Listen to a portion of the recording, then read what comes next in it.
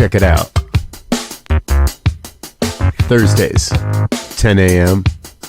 Mountain Time, noon Eastern. A healthy dose of Jersey Girl wisdom. Live with Rev Jersey Girl. Sponsored by New Thought Media Network. Positively inspiring.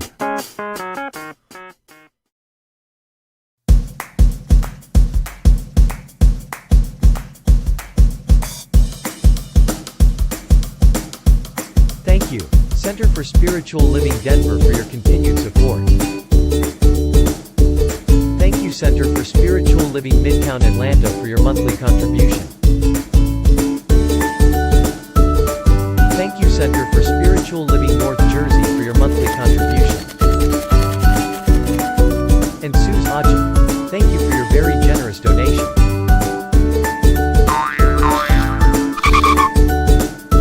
And a special thanks to Hefferland Foundation for your generous technology grant.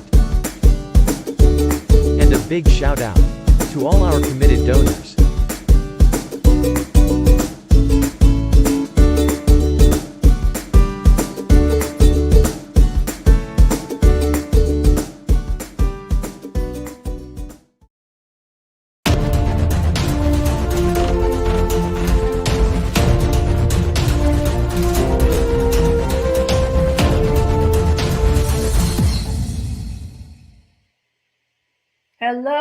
Hello, greetings. So good to be back. Last week I didn't see you again because it was a recording, a pre-recorded show, but that's because I was down in Unity Village in Lee Summit, Missouri, and it was a glorious trip. And what happened here? Everything okay? I'm sorry, something's going on in the show behind the scenes. And it is so good to, I see what Diego's telling me. Last week was live. It was 2 weeks ago that wasn't live. That's what he was trying to remind me of. He's like, what happened? Of course you were live. That's right. We did it from Unity Village. And so it was a great time. My husband and I drove across to Missouri, and the country is a beautiful country. And I had no idea, for those of you living in the center of the country, how flat our country is. I did not realize. We went through miles and miles and miles of not rolling hills. We went through miles and miles and miles of flat. No wonder why there are people who think the earth is flat. Maybe they just haven't been around enough. Anyway, it was a great time.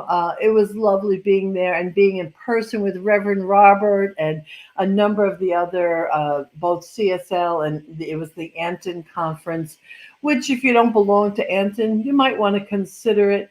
It was, just a lovely event. And I, as a minister who don't often get to feel ministered to, felt extremely ministered to. And I'm going to have them on my show, Melissa and Z, Melissa Felipe and Z Egloff. And they are beautiful, beautiful ministers, practitioners of life, and musicians and creative. And we're going to have them on my show. And I met a whole boatload of new people that I'm going to have on my show.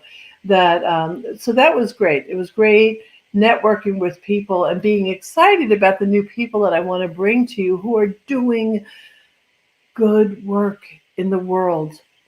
And I have a specific show for you today, but before I go on, I do want to say that even if you are listening to the show and you're someone who doesn't necessarily have a religious commitment to, you don't necessarily believe in the God church thing, just being fully in life as a well-rounded and beautiful being is already adds to our society.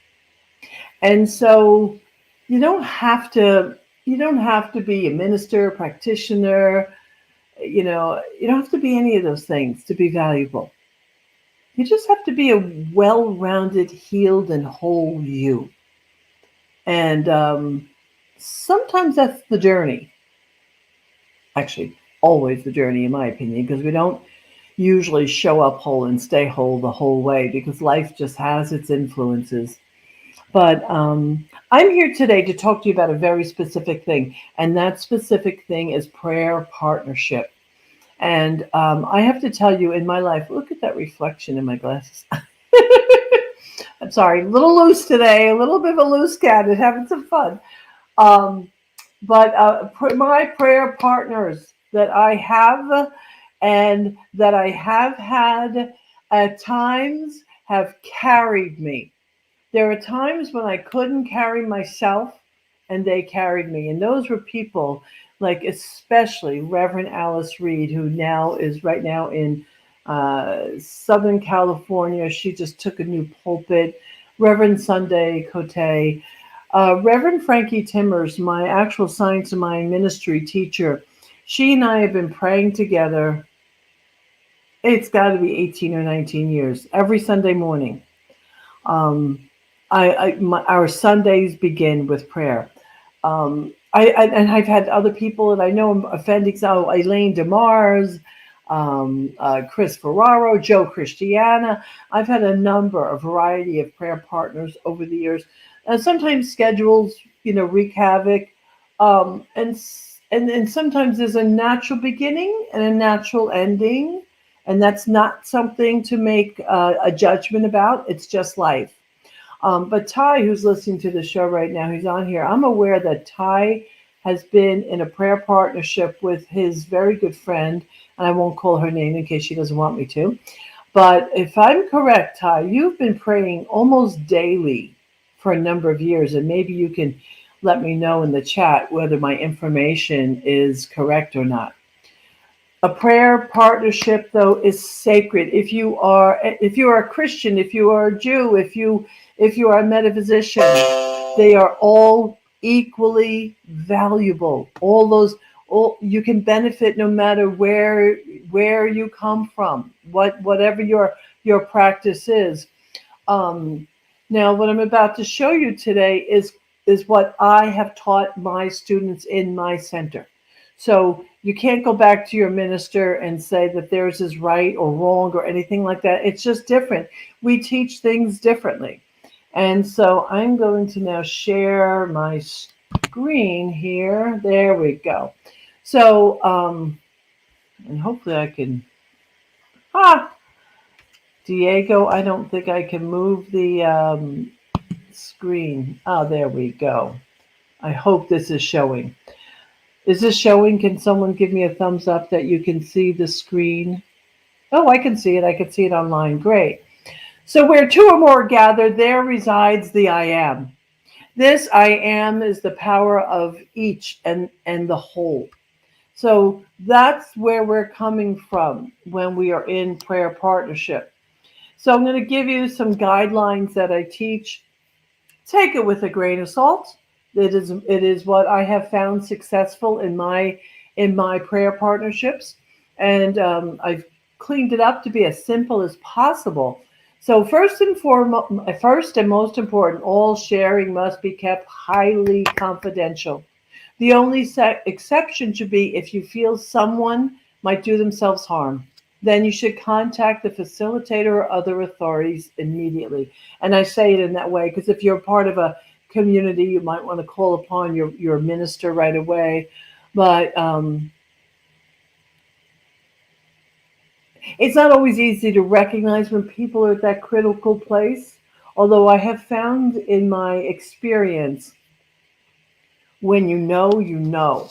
So I would rather see you act and be wrong than not act and have someone harm themselves. Okay. An important part of the prayer partnership. Keep your commitments. Keep your appointment time. If you can't call and explain and arrange a new time, there is nothing that irks the living daylights out of me more than someone who blows me off when we're supposed to pray. Or when I'm facilitating a class and I go through a lot of trouble to teach this process and people agree they're going to be there and then they just don't show up. They just don't show up for their partner. Please, this is a sacred and holy time together. So please value that time and give to your prayer partner their due. Okay, so they you create trust between each other, because while you're in partnership, your trust, your rapport is critical. It is so critical, and I probably should have put this in here a little bit. It is so critical that if you create a rapport that's strong enough, and say one day you need a little extra, we call it a little extra grace, and we need a little extra grace, a little extra prayer, even by texting your prayer partner if they don't have time to talk to you, the rapport that was previously established, right? That line, that beautiful line of communication and trust in each other, that remains. That does not go away. I mean, until you might really sever that relationship. So often, all you have to do is release the request to your prayer partner, and you will find relief. It happens that easily if you have established a trusting, confident, and confidential rapport with your prayer partner. It's a very important aspect. Now, this is my opinion. This is not really, you take all of this, take it or leave it. Keep the call to at least a half hour, or to a minimum of the maximum, of a half hour. Any more can be an indication that you were too busy telling a story. As your friendship grows, you may speak longer, but try to differentiate between your friendship and your prayer partnership. Now, I'm guilty. I've been on prayer partner calls for an hour and a half. And that's kind of amusing initially, and it has, and it has some, some lovely things to it, but not ongoing. I don't know about you. I have a busy life. If you are a beginner, though, you do want to be on the lookout for being in your story too long. We want to be in the practice, not in the story. There's a big difference. Big difference. Okay. Now, these guidelines are kind of recognized by most practitioners, ministers, prayer partners. If you're just starting out, though, I offer you these. And by the way, if you email me at revjerseygirl@gmail.com, not only will I send you the PDF of this PowerPoint, I have what I call I have a couple of sheets. They are Partners in Possibility, and it's a little bit of a cheat sheet for you. So I'd be happy to send that to you. So all you have to do is email me at revjerseygirl@gmail.com, and I'll be happy to send you. Send you these documents. Okay, here's a big one. And the best of us, the most practiced of us, slip into these mistakes. No advice giving, no exceptions. Trust your partner's process. The beautiful thing for me about Science of Mind, about praying with somebody, and which is why I believe it complements so well the coaching that I do, is that I'm here to trust my partners and my clients' process. There are exceptions. There are times you might ask for clarification. There are times you might, might want to say, do you hear what I'm saying? Or can I tell you what I'm hearing? But mostly trust their process. Let the prayer work. Let the power that you are surrendering to be the work. Okay? Number 2, ask only enough questions to get clarity for what you're treating about. So we don't want to dive into motivation and all this stuff, especially if you're not practiced. You just want to make sure that you are clear about what you are praying slash treating for your prayer partner. Okay. For an effective prayer call, show up clear about what it is you want treatment for. So you want enough clarity to ask your partner, and you want to show up clear. The most effective and the most and I find that the more practiced you are, you show up ready. Now, I must admit to you, on Sunday mornings when Reverend Frankie, she gets up a lot earlier than I do, and I'm rolling out of bed a little bit later, and sometimes I'm not quite ready. I'm not sure, but I don't know. When people say they don't know what to treat for, I've never understood that. I've never run out of things to treat for, but that's my life. But it's always better for when I show up prepared. Number 3, hold the prayer request of your partner close to your heart throughout the week and refer to it during your spiritual practices. So if you're in meditation or you're just thinking about your prayer partner, that contemplation, which is your sacred and holy inner place, your inner landscape,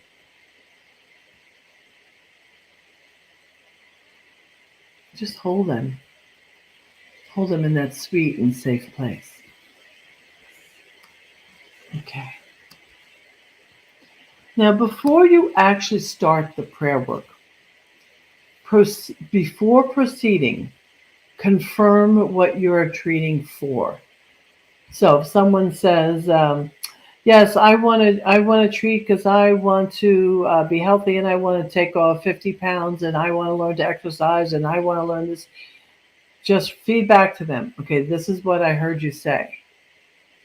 Clarify the focus of the prayer by speaking it out loud, like I just did. I heard you say that you want to demonstrate greater health in your life by releasing weight, practicing better self-care, and I don't even remember what I said, but you reiterate, and then make alterations according to your partner's feedback.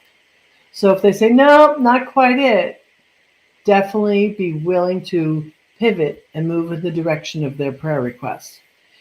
If your prayer partner, now when your prayer partner is telling you, and if your prayer partner has missed the mark for your request, feel free to gently say to them, that's not quite it, and then restate your request. It takes a little courage to do this at times, especially if you've been praying with somebody for a while, and you might wonder, why didn't they get what I said? Or, boy, were they not listening? Try, if you can, to suspend that activity of your mind and your judgment and just stay with, well, no, let me say it to you again. Because I've had it happen. I've had it happen where I say I want to treat for ABC, and my partner treated for XYZ, and I'm there like, what happened? Not out loud, internally. But then I'm so distracted by not hearing what I wanted that it causes me some distress. So be clear for your partner and be clear for the value of your partnership. A little secret that's not in here. It's very good to consider using some exact words that they used. So if someone says self-love, you don't really want to switch it to self-confidence. Use the term self-love. If they say they want to have confidence, don't switch that out for clarity. Feed back to your prayer partner the words that they use, because it will be the best way for them to feel completely heard. Okay, that's just a little extra tidbit. And remember, excuse me, the brain does not know the difference between reality and imagined reality. So when you're treating, if you use your imagination to, and this is very much influenced by Neville Goddard, who I'm a Neville Goddard fan. to use your imagination and to include your prayer partner in that imagining. So it's not just words. It might be, let's go back to the example I use for self-care. So you might want to say to your prayer partner, I know for you that you are gloriously and actively exercising outdoors, breathing deeply with sweat on your brow, breathing in all the fresh air and feeling marvelous, absolutely marvelous. So I've given them a little picture to imagine, which is great to activate the imagination. According to Neville Goddard, imagination is another word for God, and I believe it. Now, here's something that is very, very important. When you ask your prayer partner, and I should have put this in as another kind of guideline, you ask what your partner wants to be treated for, prayed for, and ask them. So always remember to include the feeling tone of the desired outcome. I'll just read it. It would be best if you use these descriptive words within the affirmation part of your treatment. So if someone says, I'm going to feel mind-blowingly fantastic, catching that term and feeding back to them, I know for you that you are going to feel mind-blowingly fantastic, is a great way to do it. It's a great way to do it. Your partner will feel very heard, and that's important. They will feel very heard. Okay. And lastly, remember, the only bad treatment is a non-prayer. Developing a potent prayer partnership cannot be rushed. Take time to develop the rapport that will allow you to feel safe, supported, and uplifted. Once created, however, as long as you feed it with your commitment, it will be there for you as a great friend, and you will always have that person to turn to. So I've gone a long time here. I want to make sure that I take time right now to do a little commercial for the New Thought Media Network and say to them that this kind of support and information, musical support, high conversations, intelligent conversations, introducing you to powerful people in the world.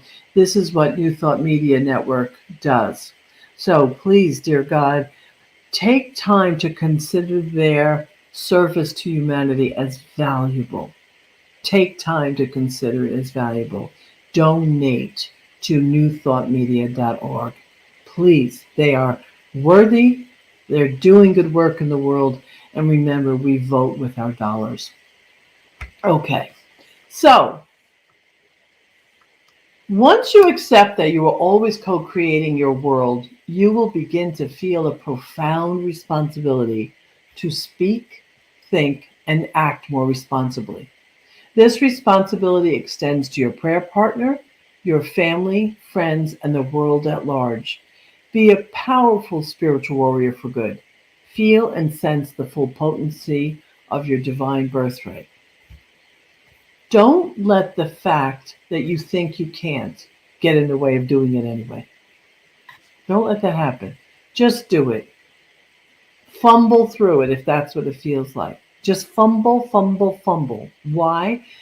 Because if you fumble often enough, you'll get it. When I teach practitioners, when I train practitioners, from the very first year that they are in prayer practitioner training, I break them up into dyads where every week one person has been a client and a practitioner. Now, let me tell you, at the beginning, they're terrible. They're scared. They don't know what to do. They don't know what to say. But they do it often enough so that even while they fall, they begin to fall forward into their confidence. And they do it so often over the 2-year training period with me that by the end, they're like, I got this. I got this. And so it is about not being afraid, which is easy for me to say. I've been doing it a long time. But I had a beginning too. And everybody, all ministers and practitioners and chaplains, we started somewhere. So, I encourage you to be willing to fall forward and do what you have to do. So I just want a couple of more things in this comes out of the Science of Mind material. A couple of things that treatment is not. Treatment is not manipulating or coercing people or events to bring about some personally desired challenge. Please, this is mainly for licensed people, but try not to treat for somebody unless they've asked you. Let's not use it as a form of manipulation. If one of your children are going off half-cocked into the world and things don't seem like they're working, pray for their highest and best, not to manipulate them to what you think is acceptable. I really ask you to consider that. Because the truth is, you and I are always treating our consciousness about how we see the world. I'm working here. I'm working on my inner landscape and how I hold you and how I see you and how I respond to you in the world. You don't have to reach God. You're in God. You are God. You breathe it. You live it. It is you. So there's nothing to force. Okay? There's nothing to force.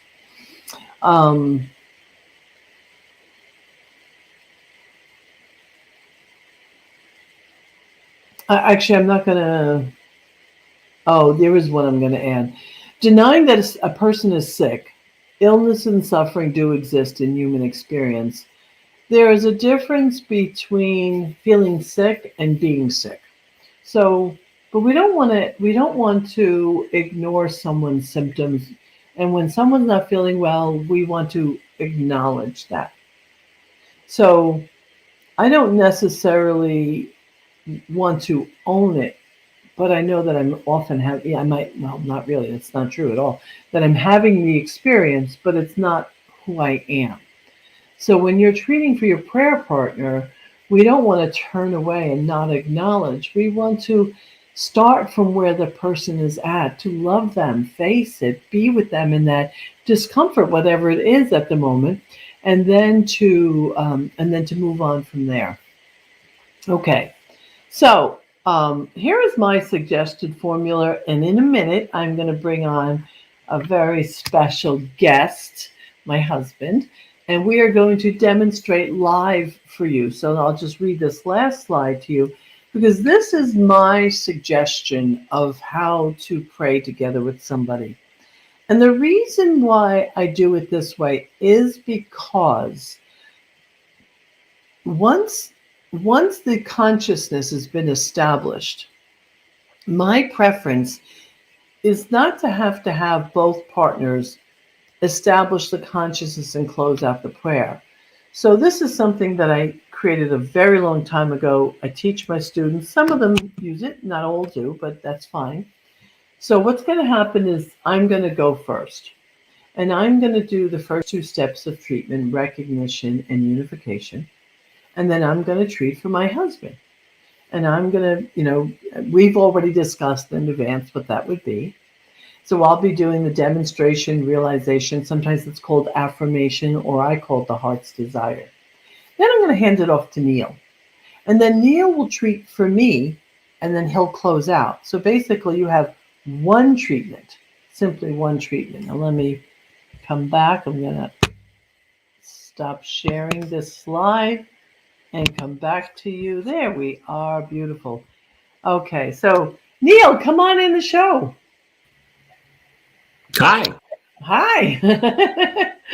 So Neil, last week, by the way, when we were down in Unity Village, Neil also received his official, we knew it a while ago, but he received his official ministerial halo.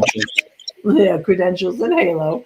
And so he shows up here as very officially as Reverend Neil Pinkman. So never had a prayer partner, huh? Wow, that's too bad. Well, we're gonna, if you want to ask some questions, you can post them in the comments, of course. Oh, and Ty, you did answer me. They've been Ty and his prayer partner have been praying for 11 years, and if I remember, almost daily, if not daily, almost daily. So, hallelujah, hallelujah. My gosh. So, um, so Neil and I are going to demonstrate for you what my methodology looks like and what I've been training people, training people to. Hi, Reverend Robert. To Thank do. you. Thank you, Reverend Robert. I really should add to what you said before. Reverend Robert drove out there to Missouri, and I know you forgot you were alive I did last, forget it.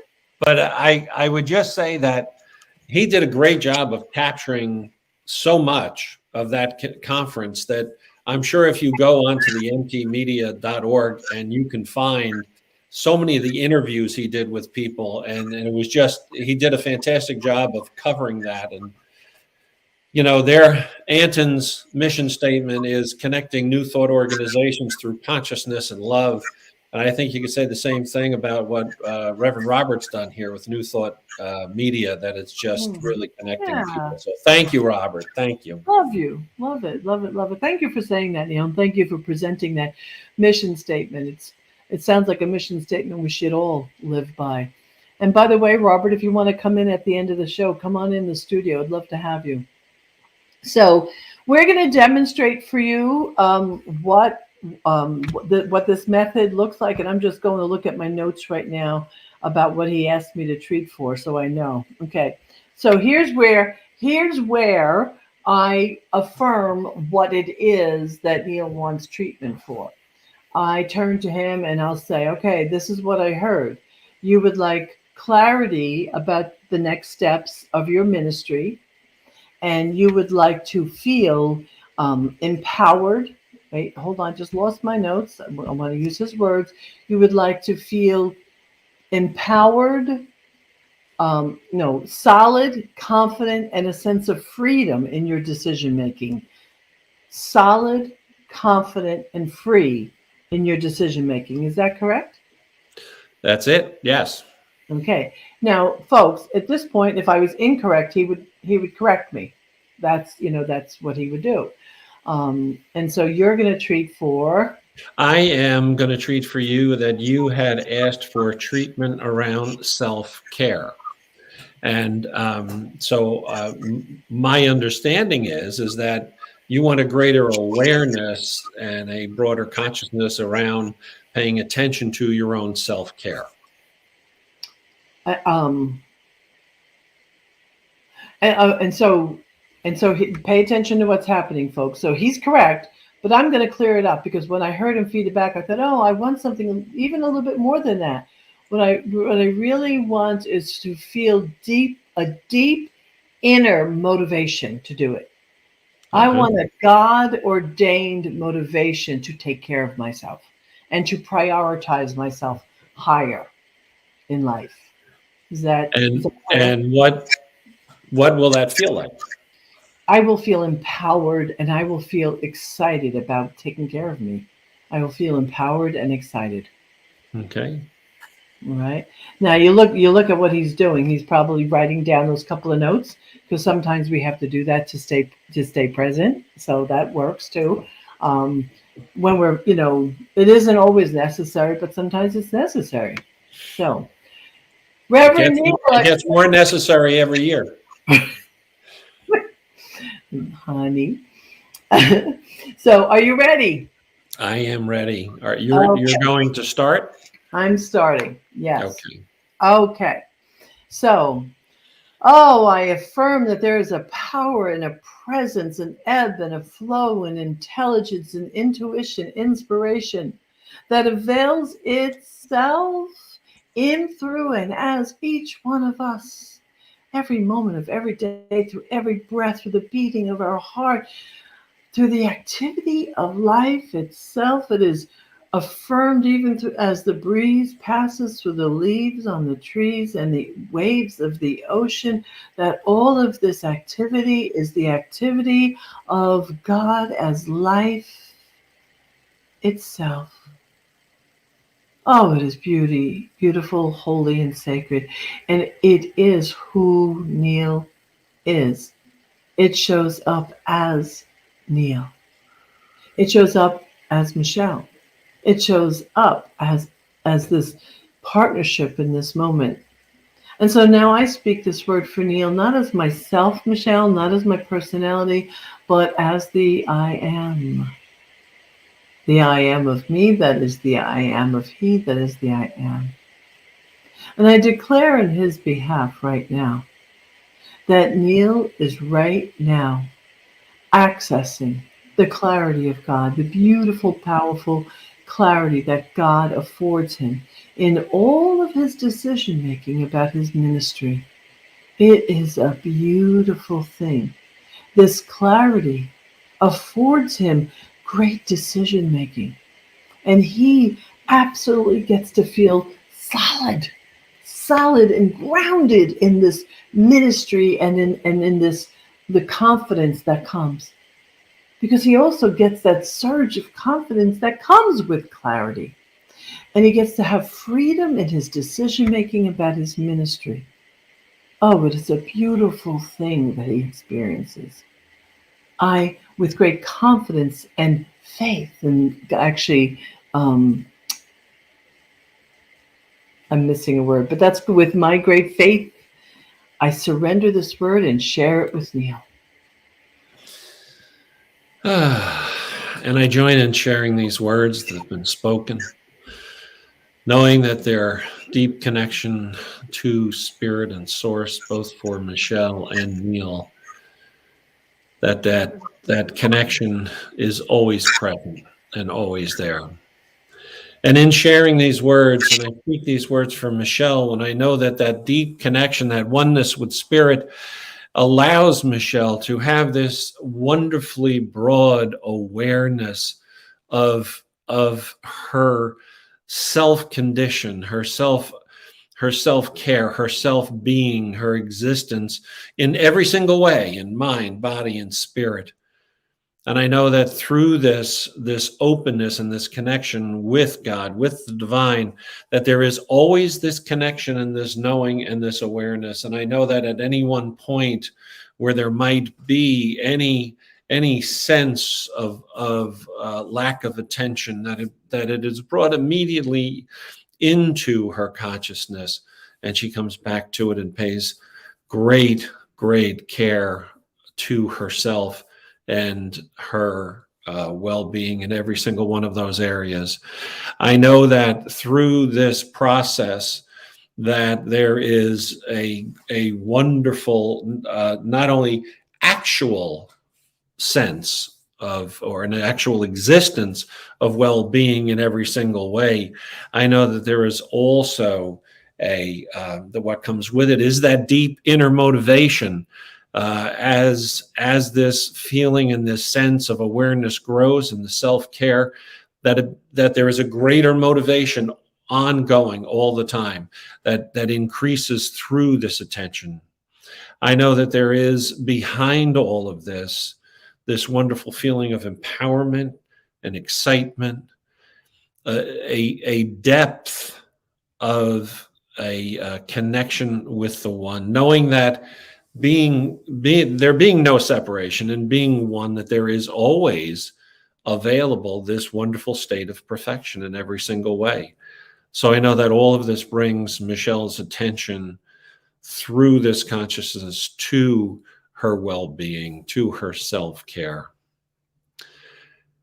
I say these words in enormous gratitude for the fact that there is an awareness of this non-separation and connection with the divine, in deep gratitude for the fact that we speak these words into the power and presence that is always there, and that always says yes, the power being the law, the presence being the love. And with that, I release these words into that power and the presence, knowing that there is always a yes there, and so it is. And so it is. Beautiful. Thank you. Thank you. So you said something that sparked something I haven't said, and I want to be very clear. We don't pray for effect, we pray for consciousness. We treat to expand our consciousness. What's the difference? The difference is that I don't treat to create form. I don't have the power to do that.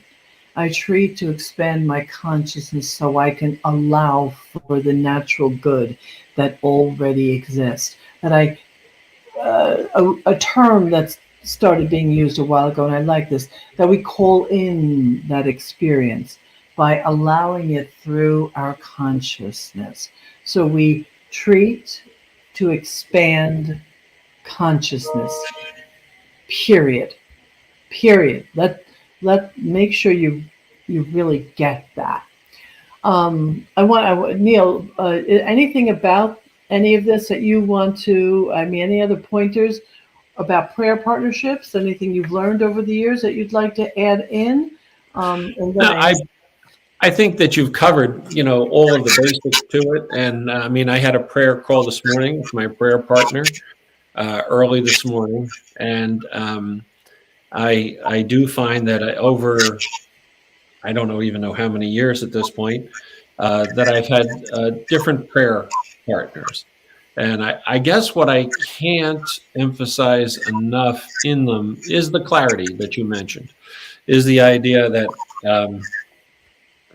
if you don't feel that they truly understand what you're going for, and in regard to what you just said, when I ask for treatment, I generally will ask for what I'm looking for is the consciousness, to be in the consciousness that would allow me to experience what I'm asking for. So that I start with that. But it's, look at Ty. Since 2011, he's had a prayer partner every day. So prayer works. Yeah. Yep. And my only thing would be, if you ever notice yourself not praying or drifting away, to just come back. Right. Just come back without judgment. Right. I want to share a couple of stories that might seem a little out there, but for those of you who might be on the cusp of, do I quite believe this or not? I was reminded while at a conference last week, a new practitioner walked up to me and she said, oh, you're Reverend Michelle. And I went, yeah. She said, you treated for my uncle. My uncle says you saved his life. Now, let's get clear. I of myself can do nothing, okay? Being a vessel and being willing to have spirit work through, that's a different thing. But I of myself can do nothing. But she reminded me, and I remember the day this happened. We were a brand new community. So we're talking 19 years ago. And what happened was, it was our Thanksgiving Sunday. Usually at Thanksgiving, we have a special event. And there was a lot of gratitude being shared in the room. So the vibration and the atmosphere in the room was very powerful. And afterwards, we would always, we always take time to pray with people. And this gentleman, whose name I'm not going to share, he was there, and he told me that he had a tumor or mass in his lungs that they were going to have to go in and do surgery for. And he asked me for prayer around that. And we sat down and we prayed. Now remember, the atmosphere was high. It was a high vibration. And I treated for him, and he was supposed to go 2 days later for the surgery. And he went in for surgery. And when they got there was no tumor. He didn't need the surgery. He didn't do the surgery. I guess they took an x-ray. The lump was gone. It was gone. Now, this is not unusual. This is not unusual. This is way more common than you think. Mm-hmm. So it's being willing to get out of the way and expect the unexpected, the known and the unknown. Don't put your human limitations around what you're praying for. My gosh. Don't put your human limitations around it. Absolutely not. I had a gentleman in my community who has been in the science mind teaching way longer than I. Raymond Charles Barker, the beloved Raymond Charles Barker, actually performed the wedding for he and his wife 50 some odd years ago. And they, a number of years back, he fell. Something happened. He fell in his house. I don't remember what happened. And he was one of those stubborn. I love you, Simon, but he was one of those stubborn religious scientists that don't always like to ask for help because you think you're supposed to do it yourself. And his wife said, call Reverend Michelle, call Reverend Michelle. Well, what happened is he went to the emergency room and they took a x-ray and they said, yep, you broke your back. You broke it. Like, not that they didn't sever the spinal column, but he had a break in his spine. And we did treatment. And I don't remember what this part was, why he went back again, but he went back a day or two later and they x-rayed it again and there was no evidence of a break. No evidence of a break. I want you to catch that. This is the kind of stuff that Emma Curtis Hopkins and Emily Cady and our old great grandparents of metaphysics would talk about. Before medicine and before emergency rooms and before easy access to care, one had to depend upon faith. One had to activate faith for healing. And so we have dumbed down our faith muscle collectively. And I want to encourage you to increase and build up that faith muscle again. I am not telling you not to go to a doctor. I'm not telling you that. But I am telling you there are times that with faith, you just might not need to. Or if nothing else, you will support the effort of the doctor. You will, it's like we call it spiritualizing. Spiritualize the doctor, spiritualize the nurses, spiritualize the medication.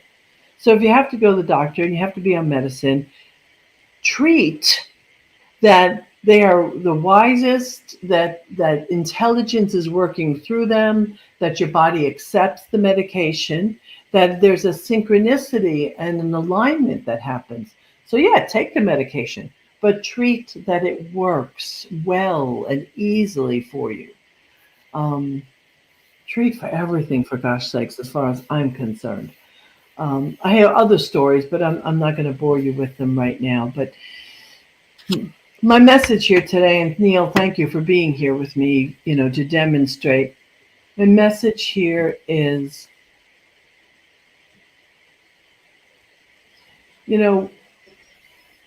sometimes we think we're alone and we're not.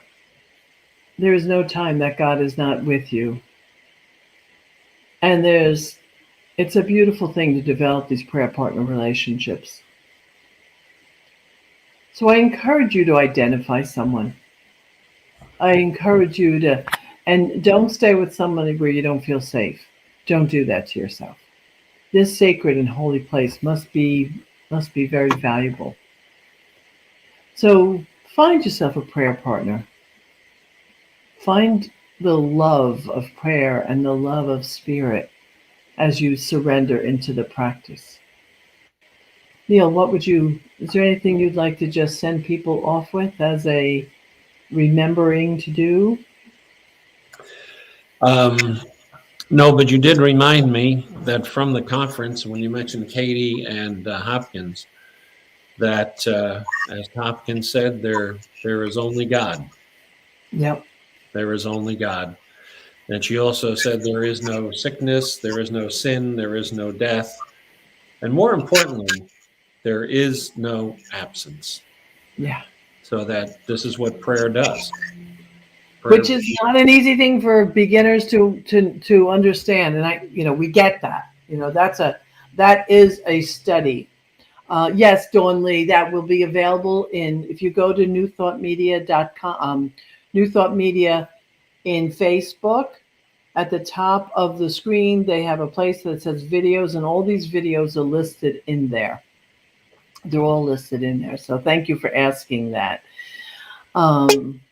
Oh, Robert, Reverend Robert, come on in the studio, Reverend Robert. I'm glad you came in. Hey, there he is. How are you? Good to see you again. Hi, guys. I have to turn off the volume on the other tab where I was watching you on Facebook. Oh, okay. Good to see you. Good to see you. I just wanted to, excuse me, drop in and say hello. And again, congratulations to both of you, newly minted Reverend Neil Pinkman. And I think we buried the lead, newly minted Dr. Michelle Wadleigh as well, Dr. Reverend Michelle Wadleigh now as well. Congratulations to you both. And it's so much fun getting to watch you share your passion and your love for this teaching and this process and the practice of prayer, the connection of prayer, the beauty of being in prayer together. And so I just wanted to quick say thank you as well. Oh, you're welcome. And Reverend Robert and Neil and I shared some lovely late night moments last week with a little bit of wine near a fireplace, and it was a lovely time. It was great seeing you in person with COVID. God knows so many of us have not seen each other so often. Thank you, Martha. Thank you so much. You know, I'd like to add too that I'd like to encourage everybody out there, when there is a conference like this, the Anthon conference or the CSL conferences or Unity when they have conferences, that you go to these places, because there were some great speakers. There was some really new information. There was some really weird information. There was some inspiring information. Yeah. But what ends up happening is that you meet new people, different people, and that when you go to these conferences, it's all love. It's all love. There's no doubt about it. But more than just the speakers, when you are sitting around that fireplace at night, when you are sitting around the lunch table, when you are on those breaks in between, that's where this exchange of information and the inspiring ideas and creative concepts and everything, it flows all the way through. And if you haven't done it, get there. It's well worth it. As a matter of fact, Anthon's is next September from the 26th to the 30th. I know CSL is having theirs in January. I forget the dates. Mm-hmm. But get out there and connect with these other new thought people. The world needs us. And I want to add to that. We're going to be at Unity Village again next year with the Anthon. So again, yes, whether it's CSL or Anthon, and anybody can be a member of Anthon. You could be a member as a single, as an individual, or as an organization. And they are just a lovely organization inviting people, and they have the consciousness, the practice of always saying yes. So it's just lovely. But being away with like-minded people, I know any of us old timers, I'm going to call myself an old timer at this point. We all don't do it. Don't do it. Well, I'm just thinking it's about Asilomar. Many of us still miss Asilomar, and Asilomar was it's like a spiritual pilgrimage that we had every year, and walking the grounds where Ernest Holmes walked. But listen, folks, we've been on for a long time today. I'm glad that many of you hung in there with us. Love yourself enough to find a prayer partner. Reverend Robert, thank you. Neil, thank you for being with me. I'll come out in the living room and see you in a minute.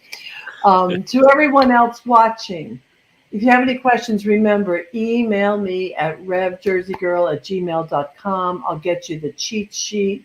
I'll get you the PDF of this little lesson here. And I'm here for you. Matter of fact, we're all here for you. Ministers live to be here for you. That's why we breathe. So please take advantage of that. Don't go it alone. Asilomar rocks. You're right, Ty. It was a beautiful, beautiful place. So thank you all. As I say to you every week, be well, be happy, and for God's sake, be brilliant. Love you. See you next week. Bye. From Florida.